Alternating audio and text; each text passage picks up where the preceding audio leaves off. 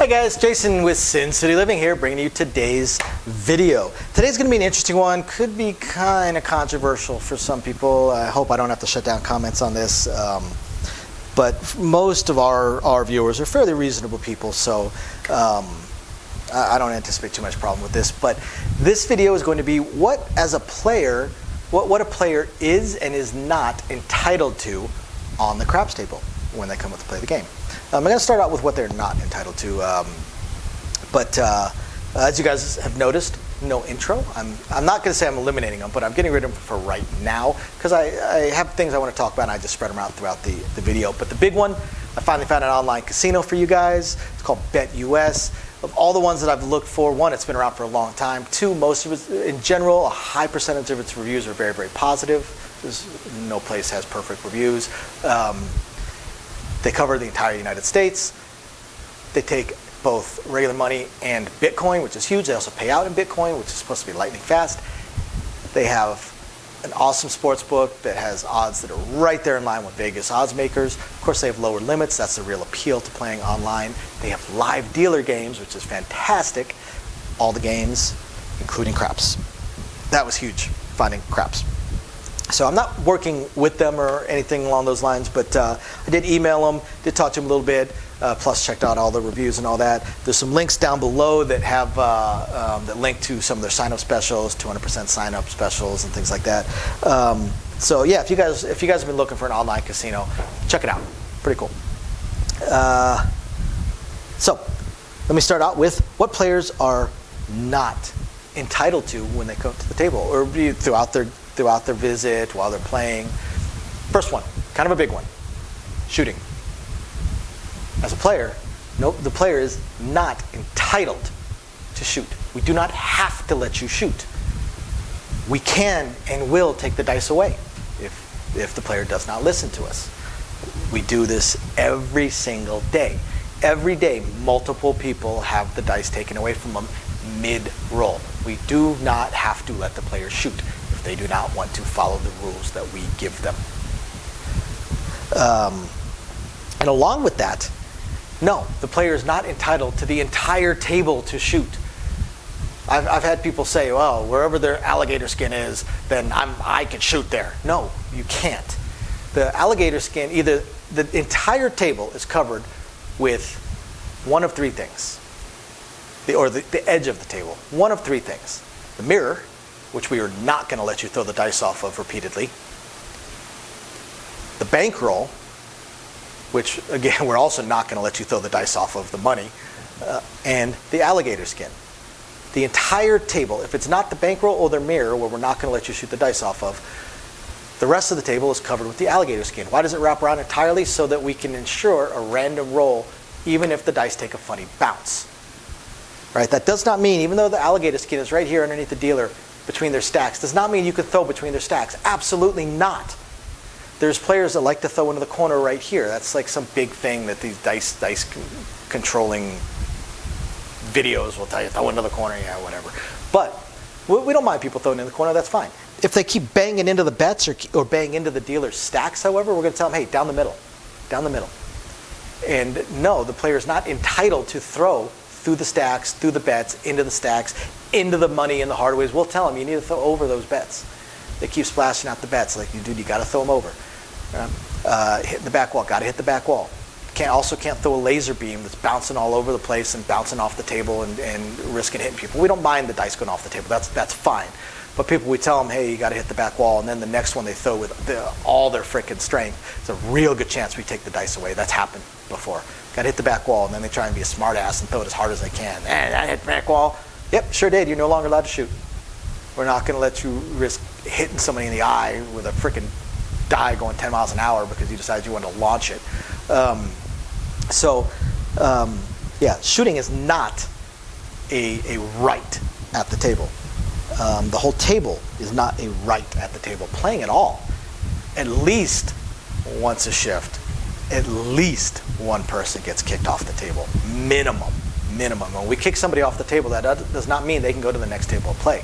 It means they are no longer allowed to play dice. If they push it, if it gets to the point where we actually have to get security to remove them from the table, they may not be allowed to play at all in the casino, or they may not be allowed to even be in the casino. I have absolutely seen somebody that was kicked off of a table. We ended up having to get security involved, and they escalated it to the point where security walked them up to their room, had them pack their stuff, walked them to the front desk, checked them out, walked them out the door. So playing at all is not a right at all. Slowing the game down. Slowing the game down.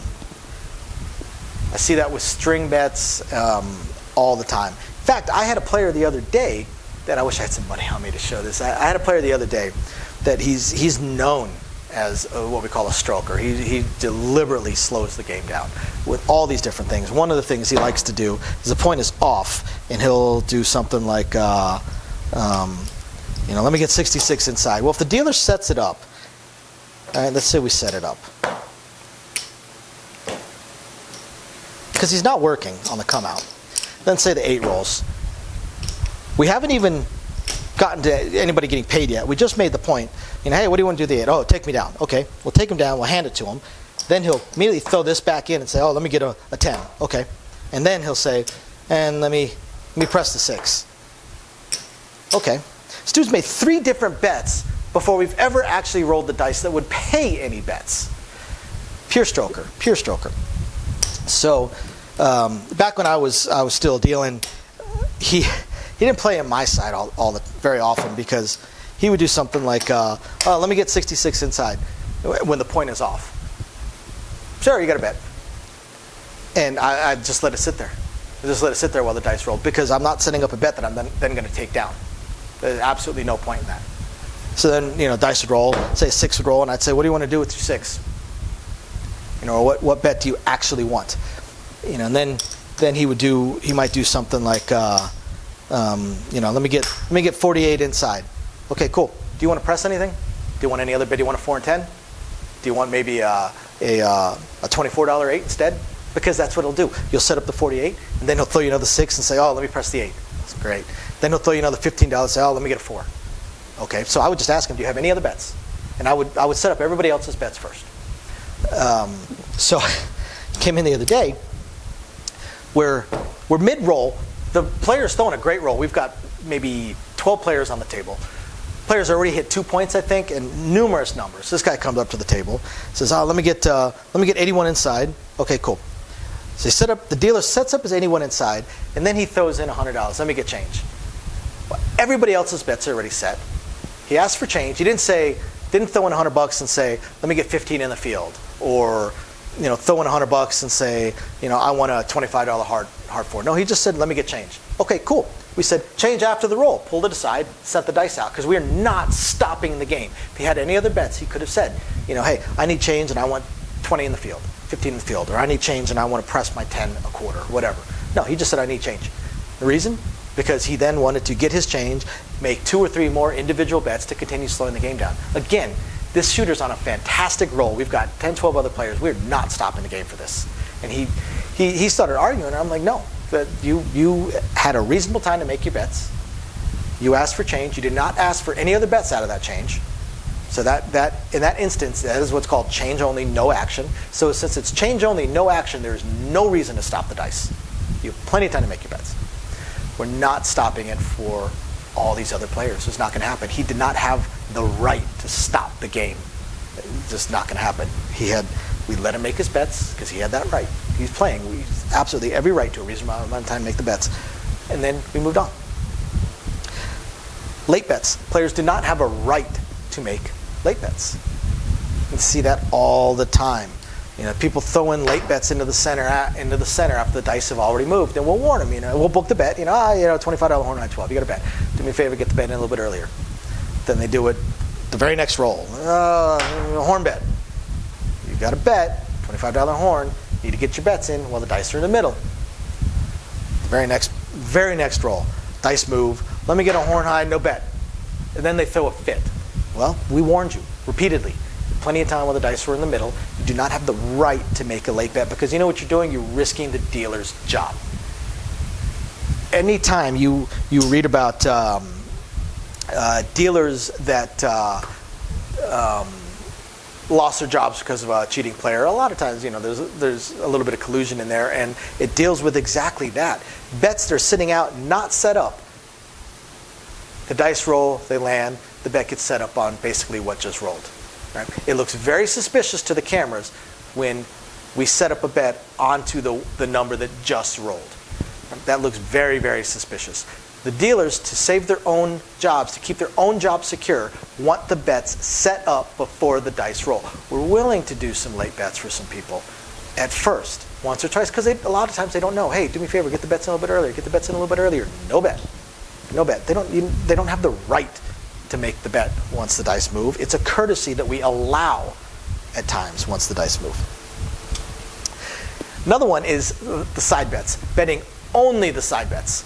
I've seen players that, when I worked at a place that had the all tall, all small, make 'em all, we would have players that would want to do $10 don't pass, $10 pass line, and then bet the side bet.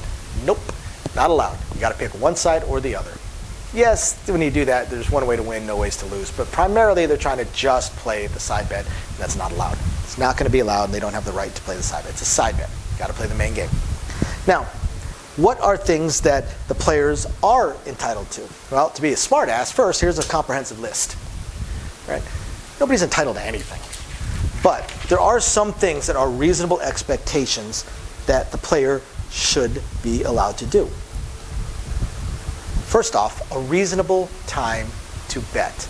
A reasonable time to bet. I actually get really frustrated with a couple of dealers that I know that move the dice super, super, super fast, while also yelling at the players for late bets that we already talked about.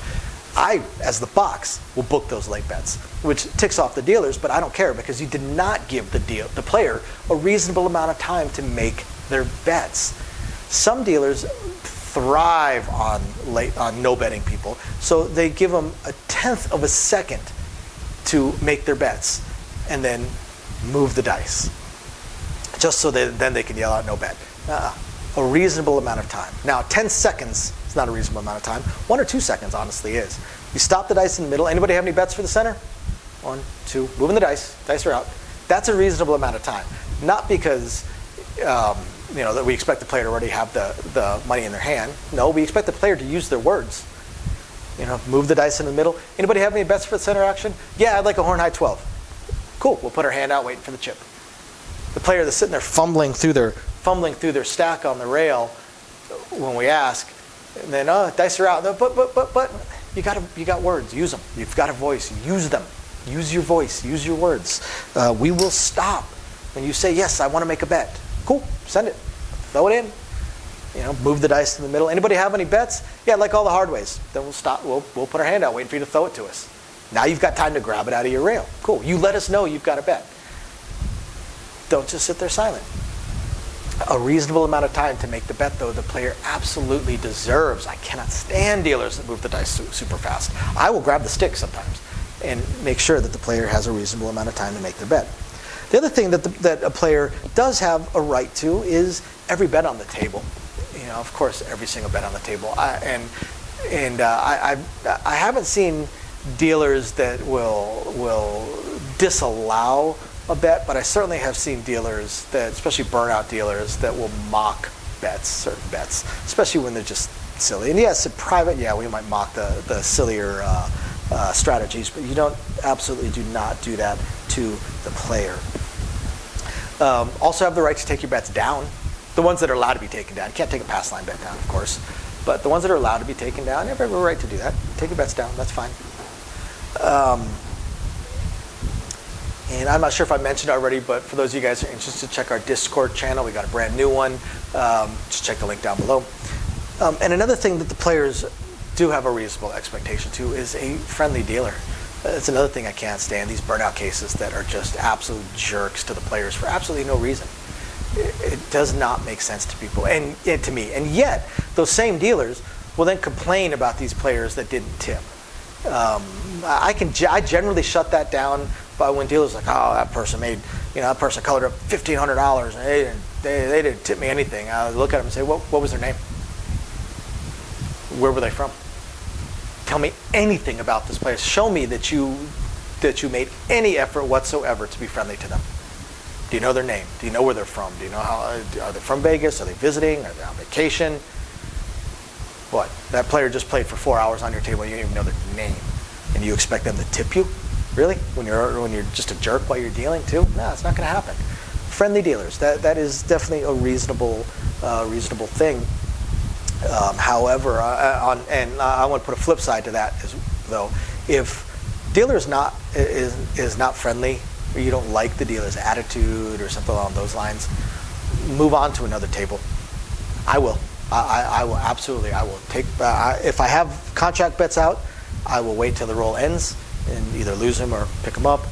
Or if I have no contract bets, just place bets, and I don't like the dealer's attitude, hey, take my bets down. Cool. And I go to another table. What I will not do is I will not start arguing with the dealer, not start yelling at the dealer. I will not give attitude back to the dealer, because the player will never, ever, ever, ever, ever win in that situation. Ever. Ever. The employees will be backed up every single time. Unless the employee does something absolutely egregious. If the employee cusses at a player, yeah, there's going to be an issue with that employee. But employee just got in general a sour, unfriendly demeanor. You don't like how they're handing you your payouts, or how they're setting up your bets. They're sloppy, or they're slamming the chips around. You don't like their general attitude. Calling them out on it and getting in an argument with them is just going to get the player kicked out, not the dealer.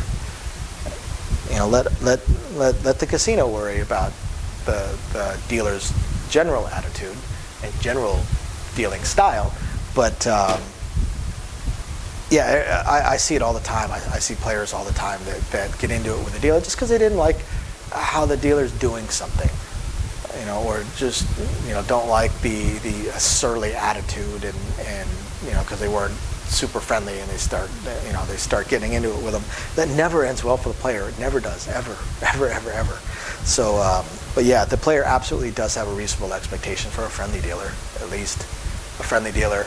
And if not, go somewhere else. Go somewhere else. I, as a dealer and as a box person, do not play at every craps table, or every blackjack table, or with every dealer. I don't. I will move in a heartbeat. I won't get into it with them. I just move.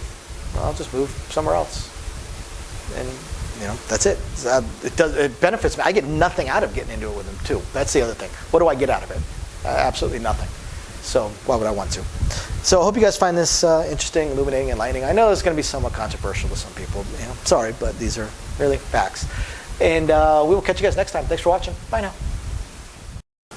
Thank you everybody for watching today's video. And as promised, a little bit more detail on things that we are working on. So again, we want to continue trying to expand the channel. We're really hoping to be able to add roulette as soon as possible, and then some video keno, video slots, stuff along those lines. Unfortunately, it ate up almost all of our cash, paying off all of our bills during the month of January while we were down. And now that the holidays have ended, YouTube's payouts have dropped significantly. So we're kind of treading water here as far as all that goes. Do have a lot of things we want to add, though. Not just those things, those additional games, and hopefully some carnival games and such like that, but the live streams. The biggest problem right now with the live streams is with 3 jobs combined between the 2 of us, 4 if I include the 20 to 30 hours a week I'm putting into the YouTube channel.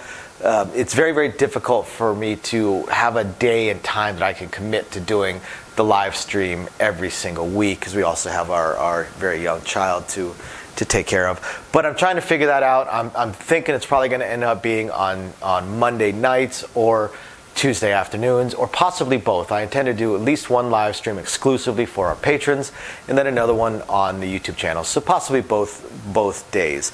We also have a few other things that we really want to attempt to move forward on. I'm just running into either time or skill set issues. I do want to eventually have a website going for us. I did used to program websites over a decade ago. A lot of things have changed, and I just don't have that time. And not a whole lot of knowledge on the current state of building websites, hosting what sites can host, and how to build up, the e-commerce stuff. So if anybody has any skill sets along those lines and would like to answer some questions or just help us out, shoot us an email, sincitylivingLV@gmail.com. Also, I really hope to be able to start adding some exclusive stuff from Sin City Living, logoed shirts, hats. I'm looking to get custom dice made, even custom layouts made, although those would be pretty expensive.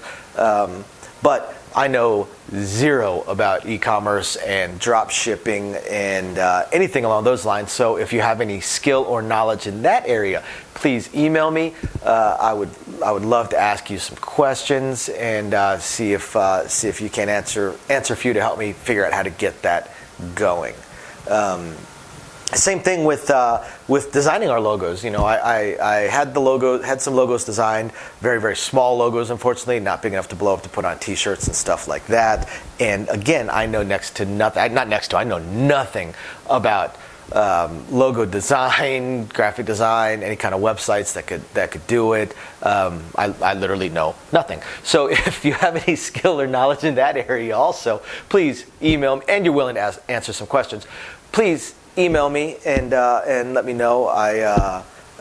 I'll admit I don't even know where to start as far as asking some questions, but I'm sure I'll ask a few and that'll trigger a few more, so on and so forth. So yeah, there's that, and of course we do hope to continue to improve our AV setup, but I am an AV moron, so also right there, if you have any skill sets or knowledge in that area, please email me and are willing to answer some questions. Please email me and let me know. We would love to help. Otherwise, again, thank you everybody for watching, and we're very excited to continue bringing you our videos. Bye now.